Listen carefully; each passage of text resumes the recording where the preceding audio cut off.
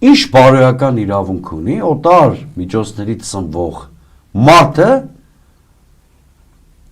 ընդդիմության ներկայացուցիչներին անվանել օտարերկրյա գործակալ։ Հիմա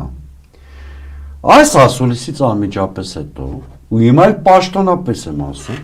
անկախ նրանից ինչ ֆորմատով դեմոկրատական այլընտրանքը կմասնակցի ընտրությունների,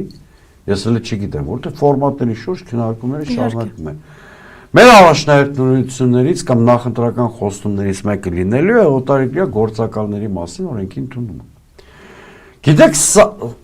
մենք միջազգային հարության մաս ենք։ Ես անխուսափելի եմ համարում, որ ինչ-որ միջազգային կազմակերպություններից գումարներ են Հայաստան մտնելու գրանտների տեսքով, սա շատ բացասաբար էլ չեմ վերաբերվում, բայց այդ օրենքը անհրաժեշտություն է ոչ թե արտաքին ֆինանսավորումը սահմանափակելու համար, այլ թափանցիկության տեսանկյունից։